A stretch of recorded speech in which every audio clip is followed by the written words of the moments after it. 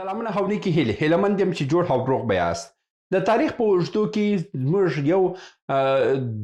د مار غوندې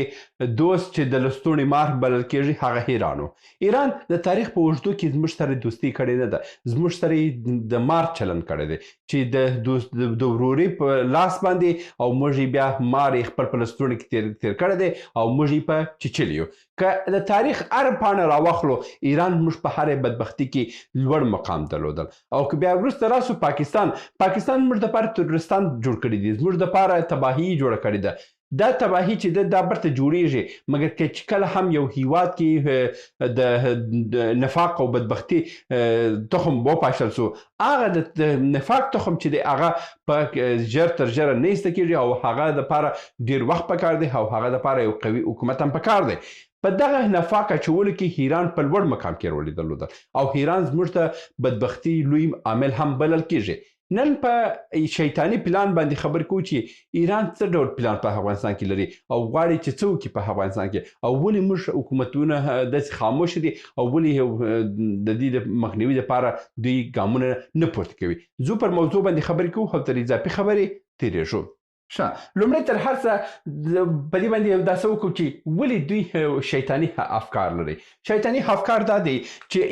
ایران په افغانستان کې د اله تشیع دپاره هر کال حدودا 3 میلیارده ډالر برابر کړي وو، چې دا د 2012 کال څخه تر 2015 کال په هغه وخت کې د ایران اقتصادي حالات ډېر قوي وي او د تیلو د عایدات څخه 20 میلیارده ډالر درلودل او دوی د افغانستان د کورنۍ لاسوهنې دپاره 3 میلیارده ډالر دوی برابر کړي وو چې تر افغانستان په کورنۍ چارو کې دوی خپل مداخلې وکړي. دغه 3 میلیارده ډالرو څخه ګوره په هرات کې 2 سړکونه جوړ سوه، جبرائیل غوندې او یو بل هم چې شی د اله تشیع دپاره سړکونه جوړ سوه. مثلا په کندهار کې مسجدونه او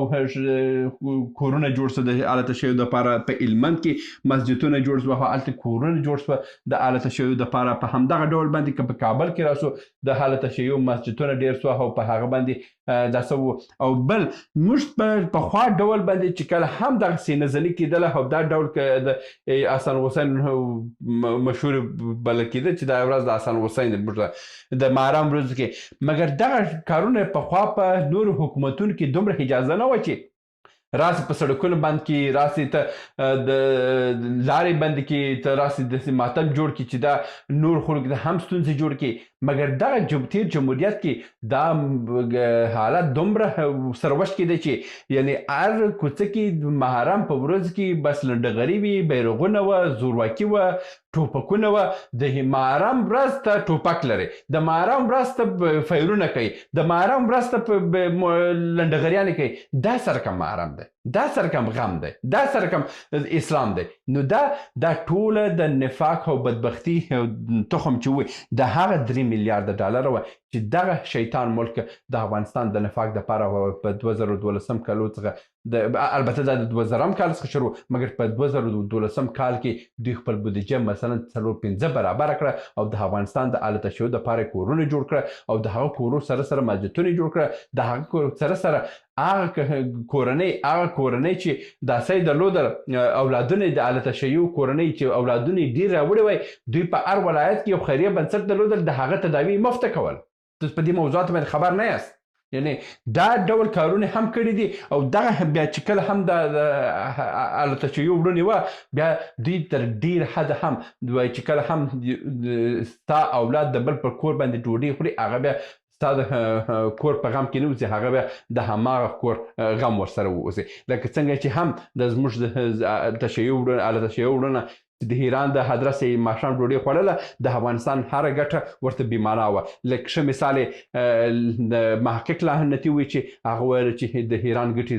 زموږ دپاره ډېر مهمه دي تر افغانستان او ایران موږ دپاره لومړیتوب لري. یعنی دا د اله تشیع ډېر کسان ته خبره کوله چې دا ټوله یعنی په دومره قوت سره دا انرژي ایران ورته ورکوله چې په افغانستان کې دغه اله تشیع ګروپونه دومره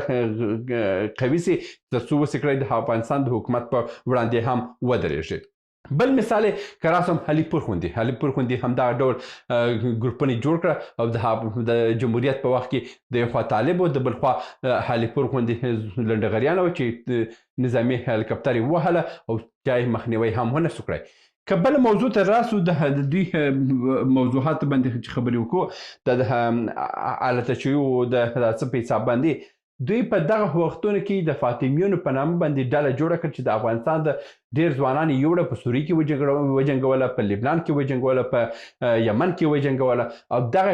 کسانو نه جنازې راغلي، نه وژلو، نه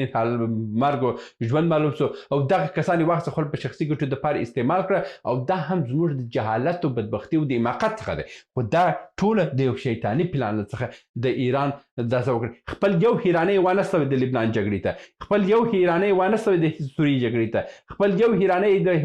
یمن ته ونه لېږلو، خپل یو هیرانۍ عراق ته ونه لېږلو. دا یوازې او یوازې افغانان بدبخته وه او دغه احمقان بېسواده خلک وه چې بس د دوی په خوله کوله چې یاره دا زما دوست دی او زما وطن جوړوي، ما جوړوي، زما راتلونکي جوړوي. خبر هم نه و چې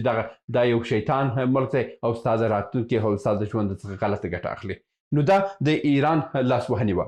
په بل موضوع کې راځم، دا د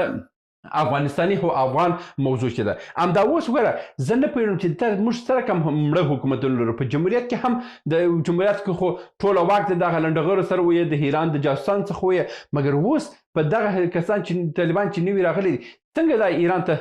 یو اخطار نه ورکوي؟ ورته وروره دا شر او فساد دی، نور په تلویزیون کې زه نه منم. ګوره په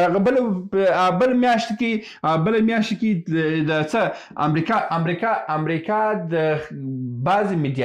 میډیاو د خوا د چینایانو ویډیوګانې جوړول چې دوی ډېر خوارکشه دي او داسې دي او ډېر کار کوي،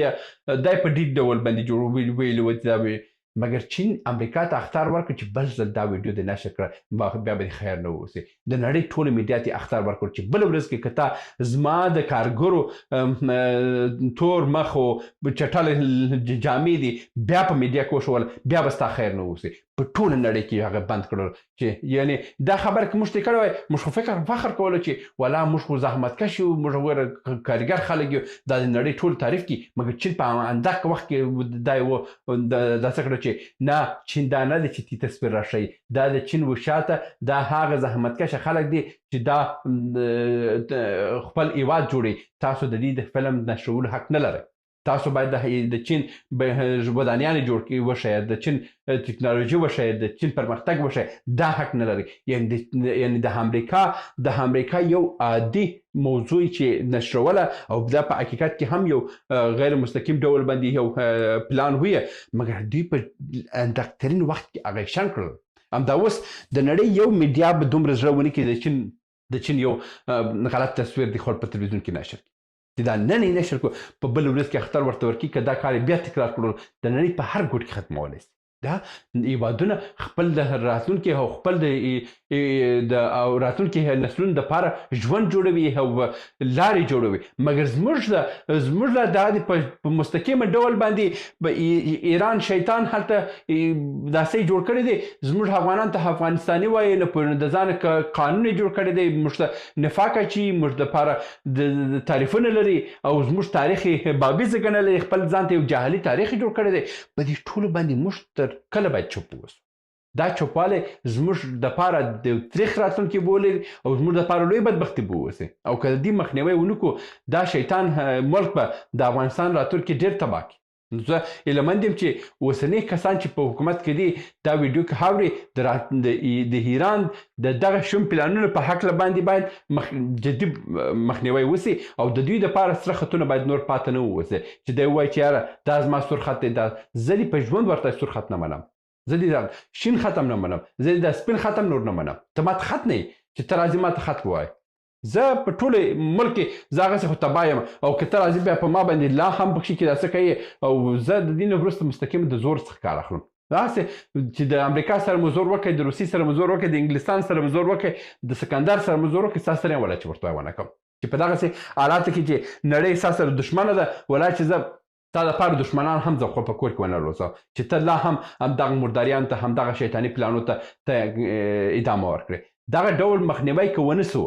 زموږ راتلونکي د ایران سره ډېر ناولې راتلونکي ده ځکه چې د ایران کوم شوم پلان چې دی د افغانستان دپاره دا د افغانستان راتلونکي نسلونو دپاره یو ډېر ستر غمیزه به واوسي او که د دې مخنیوی ونسي زموږ په راتلونکي نسلونه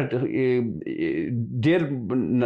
نفاق اچونکي کوم ملت به اوسي او یو بل به سره نه ملي او که دا په دې کور کې دومره د نفاق اور جوړ سو نو راتلونکي کې به ډېرې بدبختیانې وژېږوي او ایران خو هلته ناست دی د ستا بدبختي ته ناست دی ځکه چې که په نفاق او بدبختي ووسي بیا په افغانستان کې اقتصادي پرمختګ نه کېږي سیاسي پرمختګ نه کېږي هېڅ پرمختګ نه کېږي صنعتي پرمختګ هم نه کېږي نو د همدې امله وایم چې کوم کسان په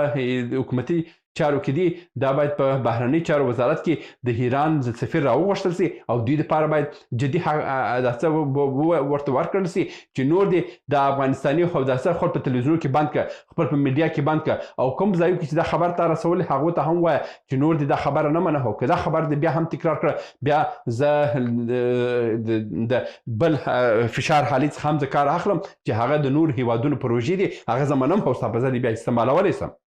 نو دا ډول کارونه که موږ ونه کړو زموږ لپاره ایران د سرطان دانه جوړېدلی سي چې اوس هم جوړه ده هیله مند یم چې یو څه م ترلاسه کړي اوسې تر بیا هم په الله سپارم ښې چارې سلامونه موږ ډېر موضوعات جوړ کړي دي که سیاسي موضوعات غواړئ ووینئ نو دلته کلیک کړئ او که غواړئ اقتصادي موضوعات وګورئ نو دلته کلیک کړئ او که غواړئ چې د تل لپاره راسره واوسئ نو دلته کلیک کړئ او چینل سبسکرایب کړئ مننه